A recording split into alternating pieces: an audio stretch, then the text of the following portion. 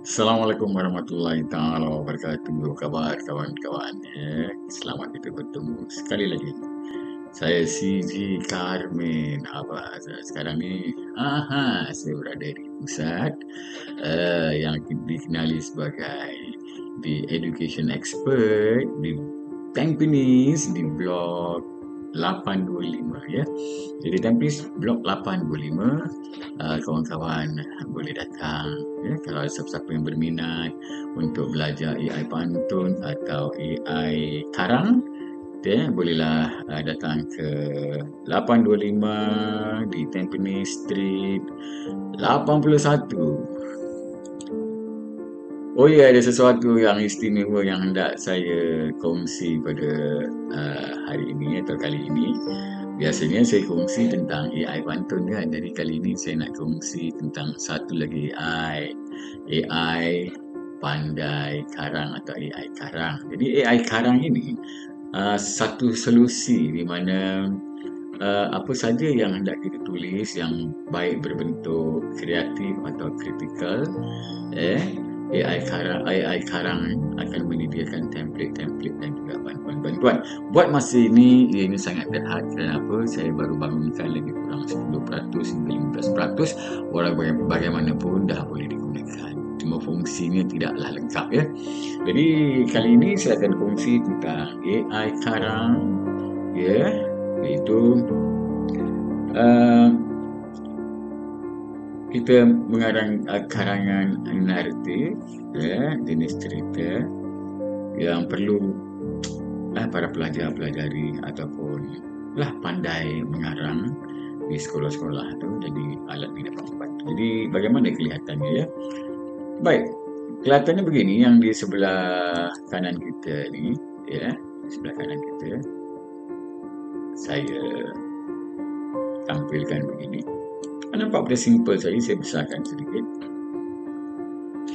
Yang ini saya tolak ke sebelah kiri sedikit, ke sini ya. Ke sini. Cuba kita perhatikan di sini bahawa ya, kita menulis dengan perancangan, kita menulis dengan kata orang tu sistem, kita menulis dengan kaedah gitulah, dengan kaedah. Jadi di sini yang paling penting ialah tentang jalan cerita yang perlu kita pastikan. Jadi secara kasar sajalah, template ni boleh berubah-ubah mengikut cara yang mengajar dan juga cara yang belajar kan. Jadi template yang ada di Pandai Karang ini atau pakar, saya sebut pakar senang pakar Pandai Karang yang ada di pakar ini menggunakan kata orang apa tu istilah-istilah yang biasa digunakan. Contohnya ialah tentang bila kita buat karangan, tentulah ada pengenalan, betul pengenalan, dia ada pengenalan. Kemudian yang biasa kalau di sekolah-sekolah ada apa yang dipanggil sebagai sub-konflik, di mana ada cetusan masalah di peringkat awal. Kita tambah lagi, kemudian ada peringkat iaitu yang dipanggil sebagai konflik. Ini masalah itu benar-benar nampak nyata lah. Nampak nyata dan kata orang tu menyerlah lah. Bahagian ni orang tengah bergaduh. Hang tuang dan hang cepat tengah bergasak ni. Okey. Kemudian kita pergi kepada yang selanjutnya. Tentulah ini adalah bahagian sub kemuncak ni. Jadi bahagian sub kemuncak ni tak lain tak bukan ialah bahagian di mana kita tertanya-tanya siapa yang menang, siapa yang kalah, siapa yang menang, siapa yang kalah. Nak kena rodok tak jadi. Di keris di hunus. Nak kena tak jadi. Kita pun tertanya-tanya sub kemuncak ni. Sudah timbul gairah ni. Tapi gairahnya belum sampai ke puncak dan kemudian barulah sesuatu berlaku di mana Hang Tuah telah berjaya menikam Hang Debat dengan Chris Cumming Sarkini.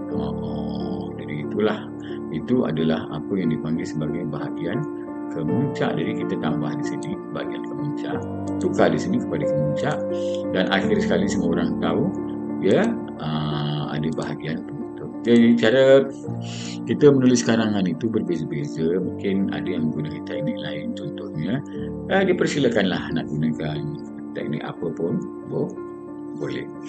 Jadi untuk template yang ini, template pakar yang ini, ianya kata orang tu teratur dari segi penyusunan plot dan konflik. Kita tahu bahawa kalau kita menulis karangan, kadang-kadang ada bahagian yang dipanggil sebagai flashback. Ingat, imbas kembali atau imbas ke muka. Ya, bagaimana kita nak masukkan imbas kembali dan imbas ke muka di sini? Kita tak boleh masukkan di sini. Kita mesti buat perancangan. Jadi perancangan itu boleh kita lakukan dengan menulisnya, melakarkannya sebelum kita masukkan dalam template yang mudah ini. Jadi ada ke contoh untuk karangan ni? Tentu ada contoh, tak ada contoh bagaimana kan? Jadi kita cuba tengok ada contoh tak? Ni telah ni. Ni dia. Bentar ya, hilang pula dia. Naughty lah. Ni contohnya. Kalau kita perhatikan di sini, sama juga ada pengenalan, ada subkonflik, konflik, subkemuncak, kemuncak dan penutup. Tadi saya mengajar murid-murid yang datang ke pusat 825. Ingat 825? 825 Tampines. 825 Tampines.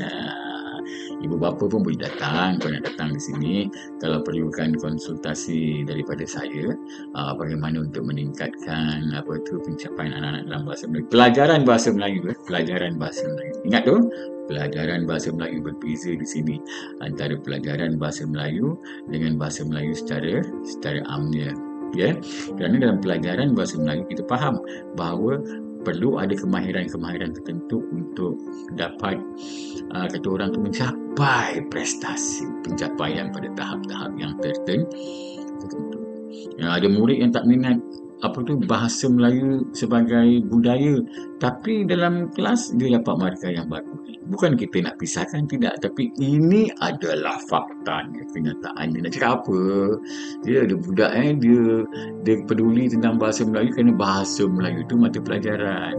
Jadi kita nak kena pandai pisahkan. Kalau mereka dapat cantumkan, dapat gabungkan antara mata pelajaran dan juga budaya warisan yang mereka cintai, bagus tu. Kalau tidak, kita terima kenyataan ya. Kita berusaha, jangan kita tak berusaha.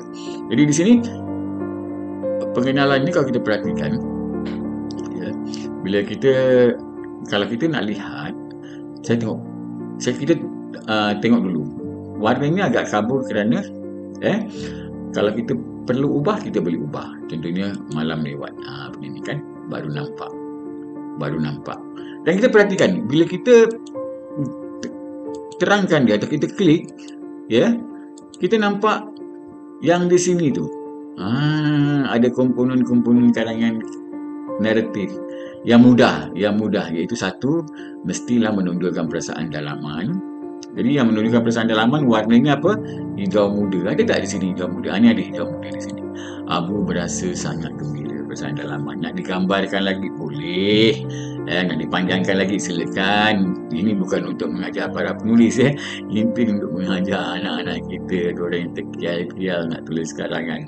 Nak tulis karangan 100 perkataan, 150 perkataan terkial-kial, daripada dia satu masalah yang besar sekali. Jadi tadi apabila ketika mereka berada di kelas saya, sampai tak ingat waktu, sepatutnya habis pukul 11, kita habis pukul 11.30. Seronok dalam kelas tu, di mana murid-murid tu menulis sambil mewarnakan. Dan mereka faham sekarang bahawa kalau karangan itu lebih banyak warnanya, tentu lebih menarik. Di sini adalah, cuba kita perhatikan di sini, malam sudah lewat. Jadi ini adalah apa yang dipanggil sebagai gambaran. Nampak ni warnanya? Gambaran. Jadi pantai gelap, ini pun adalah gambaran. Tapi Abu memegang lampu suluh adalah jenis kata. Jadi jenis kata ni nanti di bawahnya adalah kata kerja, kata nama, kata sifat, begitu-beginilah. Kalau saya tak sempat lah, tak mampu tu, orang belum mampu lagi nak bangunkan sampai siap, adalah pihak-pihak di luar sana nanti yang berminat yang akan bantu kita. InsyaAllah kita cuma dapat berusaha dan berdoa ya. Allah yang tentukan. Jadi ada warna-warna, cuba lihat di bahagian sini ya. Warna-warna ni berubah. Ini frasa berbunga. Jadi kalau kita nampak komponen-komponen itu. Jadi bahagian pertama ialah pengenalan, kemudian pergi kepada bahagian yang selanjutnya. Jadi bahagian yang selanjutnya di sini ini adalah subkonflik kan. Subkonflik di sini, dan di sini ada warna apa? Pink. Jadi warna pink ialah frasa berbunga, perasaan kepentingan selimut dirinya. Dah ada abstraknya sikit lah kan. Kalau anak-anak kita tu dia hafal dia senang. Tak apalah dia hafal dengan marah-marah lah ya. Okey. Pada dia belajar mestilah dia hafal. Jadi saat konflik, Abu lalai menangkap petang, dia tidak sedar air mula naik, air laut semakin pasang. Tadi air laut di paras betisnya, kini air naik ke paras lututnya. Okey, bukan tujuan saya di sini nak mengajar bagaimana, tapi nak tunjukkan apakah itu AI pakar atau pandai karang ya. Kita pergi pada bahagian konflik, dan di bahagian konflik juga lihat tu berwarna-warni itu sekurang-kurangnya nak adalah 3 warna. Kalau dapat 4 warna lebih bagus. Cuba kita lihat di sini ada warna yang bahagian apa tu? Ini adalah konflik tu sub kemuncak. Ini sub kemuncak. Bagaimana pula dengan kemuncak? Kemuncak pula tu ada warna yang ini, yang biru ini. Biru ini apa? Monolog luaran. Tadi ada monolog dalaman. Ini monolog dalaman, warnanya hijau. Ini warnanya biru, monolog luaran. Yang ini bercakap dalam hati. Yang ini bercakap satu orang tanpa dialog, bukan bercakap dengan orang lain. Dan kita pergi kepada bahagian penutup. Dengan itu saja kita buat secara macam ini. Adalah teknik-tekniknya yang tak akan saya kongsi di sini. Kalau nak tahu tekniknya, masuklah kelas. Boleh masuk kelas. Kira gitulah. Ya, jadi hari ini cuma nak tunjuk pula, tunjuk juga. Ini bukan saya nak kongsi tentang AI pakar yang akan sentiasa naik tarafnya, dibangunkan. InsyaAllah lah buat masa ini saya fokus pada AI pantun. Tapi oleh kerana ada keperluan anak-anak nak belajar bagaimana cara menulis karangan, sebab itulah saya dedahkan AI pakar kepada mereka. Terpaksalah saya. Padahal saya sembunyikan AI pakar ni. Jadi kalau di luar sana guru-guru yang nak belajar untuk menggunakannya, hubungi saya lah. Ya, jangan malu-malu. Datang ke center saya, bolehlah saya kongsi. Ya, jangan malu-malu. Kita preview karangan kita. Baik, bila kita preview karangan kita, tentu tak boleh edit kan? Sebab kita preview saja, kita preview lagi sekali. Nampak tu? Kita preview. Jadi kalau kita nak pergi pada bahagian-bahagian tertentu, kita pergi ke sebelah sini, pengenalan, tengok tu bahagian dia. Jadi kalau nak pergi bahagian selanjutnya, sama juga. Kita preview lagi sekali. Setelah kita preview, kita nampak semuanya berwarna-warni, nampak tu. Jadi tujuannya apa warna-warni ni? Dapat mengecam. Dia dapat mengecam, satu masa nanti dapat mengecam jenis-jenis komponen yang kita gunakan dalam karangan kita. Makin lama makin bijak nanti AI ni. Sekarang belum bijak lagi. Dan selanjutnya kita boleh kira secara kuantiti berapa peratus warna itu, berapa peratus warna ini. Dan ingat, setiap warna itu melambangkan komponen kreativiti. Cuba kita perhatikan komponen kreativiti ni apa. Kita tekan tu komponen kreativiti di bawah ni. Ini kalau saya nak tambah sampai 100 pun boleh, tak perlulah ya. Ajar anak-anak ya, bukannya nak itu.